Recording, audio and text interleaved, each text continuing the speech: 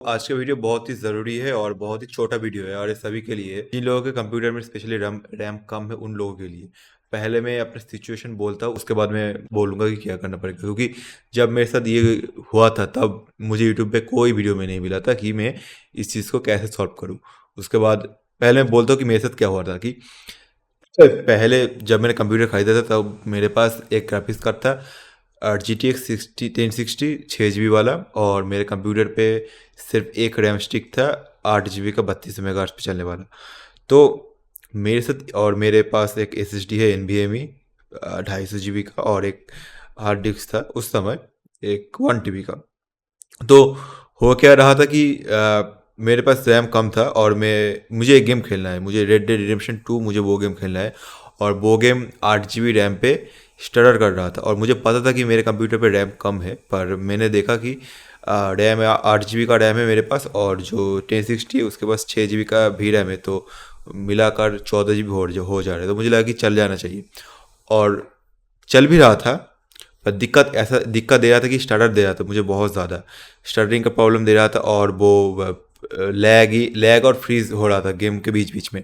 तो उसके बाद उसको मुझे पता नहीं था कि ये क्या हो रहा है मेरे साथ। उसके बाद मैंने बहुत ढूंढने की कोशिश की यूट्यूब पे, मुझे नहीं मिला कि मेरे साथ क्या हो रहा है। उसके बाद मुझे समझ में आया कि एक दिन टास्क मैनेजर पे जब मैं देख रहा था कि आ, हर एक कंप्यूटर पे एक कैशिंग फाइल होता है, और सिस्टम क्या करता है कि रैम, अगर हर एक सिस्टम पे ऐसा होता है कि मेरे पास अगर 8 GB का रैम है, तो मतलब मैं दिखाता हूँ, मैं उतना समझा नहीं पा रहा हूँ आप लोगों को। तो अब ये देखिए कि मेरे पास अभी 16 GB का रैम है, और यहाँ पे क्या लिखा आ रहा है कि ई न्यूज़ 8.9 GB।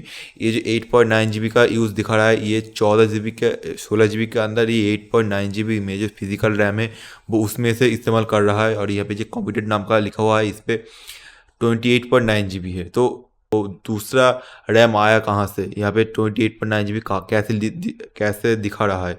तो ये है कि मेरा कंप्यूटर अपने सिस्टम का स्टोरेज इस्तेमाल कर रहा है रैम के तौर पे, मतलब रैम के तौर पे नहीं, ये कैशिंग फाइल के तौर पे इस्तेमाल कर रहा है, और यही से दिक्कत देता है।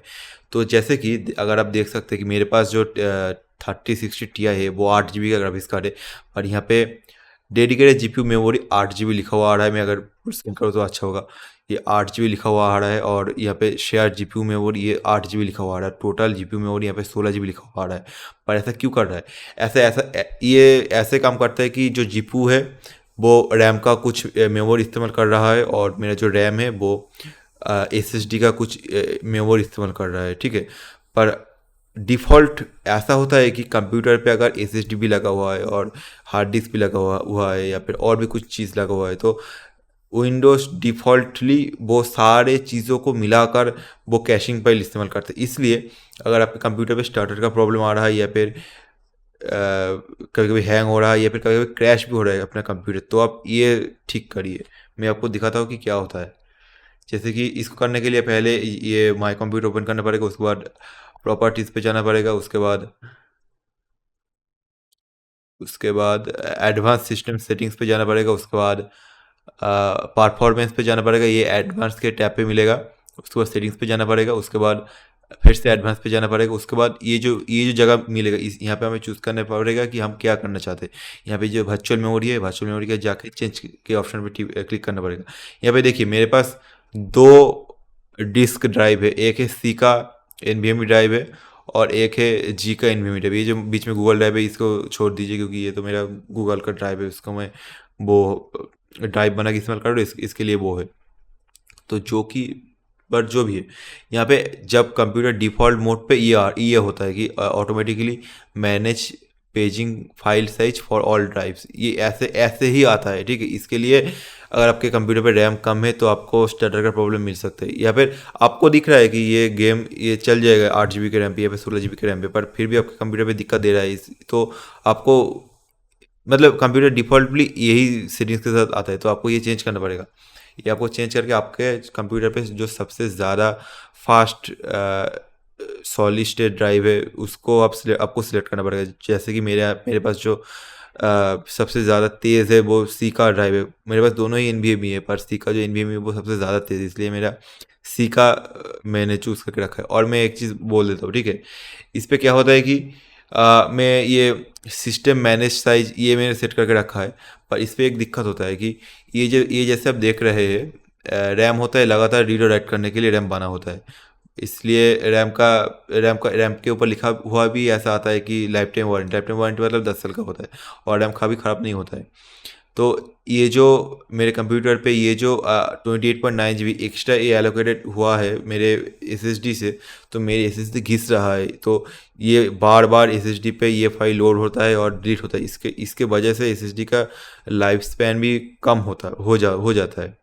पर मेरे पास 16 GB का रैम है, इसलिए मुझे करना पड़ा है ऐसा। अगर मेरे पास 32 GB का रैम होता तो मैं ये नहीं करता।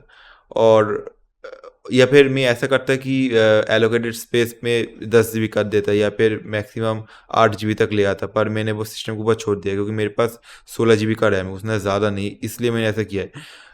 मुद्दे की बात यह है कि अगर आप कंप्यूटर पे लैग हो या फिर स्टटर हो रहा है गेम खेलने के समय, या फिर कुछ ज़्यादा कुछ हैवी काम करने के समय अगर आपके साथ ऐसा होता है कि कंप्यूटर हैंग हो रहा है, फ्रीज हो रहा है, या फिर शट डाउन हो रहा है, पर आपको समझ में नहीं आ रहा कि क्या हो रहा है, तो आप यहाँ पे जाके देखना कि आपके कंप्यूटर पे जो वर्चुअल रैम है वो कौन सा इस्तेमाल कर रहा है। क्योंकि डिफ़ॉल्टली कंप्यूटर यही इस्तेमाल करता है कि automatically manage paging file size for all drive, यही इस्तेमाल करता है, इसलिए आपको कंप्यूटर पे बहुत सारी दिक्कत देता है, फिर क्रैश भी करता है कभी कभी। तो आप कंप्यूटर पे सबसे ज़्यादा फास्ट जो चीज़ लगा हुआ है तो उस पर ही आप क्लिक करना। उसके बाद आपको मर्जी है कि आप कस्टम साइज पे करेंगे या फिर सिस्टम मैनेज साइज पे करेंगे। तो देखिए, सिस्टम मैनेज पे कर सकते हैं आप, पर एक बात याद रखना कि आप जितना भी आप अगर आपका कंप्यूटर पे कम रैम है और आप अपने एसएसडी को रैम की तरह इस्तेमाल कर रहे हैं, तो आपका एसएसडी का लाइफ कम हो जाएगा। और ये हर एक किसी के साथ सबके साथ होता है ये चीज़, और मेरे साथ भी ऐसा हो रहा है। और मेरे पास रैम नहीं, इसलिए मैं ये कर रहा हूँ, और इस पे आप कुछ कर भी नहीं सकते। कंप्यूटर को जितना रैम मांगेगा उतना उसे देना पड़ेगा। इसके अलावा आपके पास कोई रास्ता होगा भी नहीं। तो बस यही है, और ये वीडियो मुझे यूट्यूब पे कहीं पे नहीं मिला, तो मैंने बना दिया ये।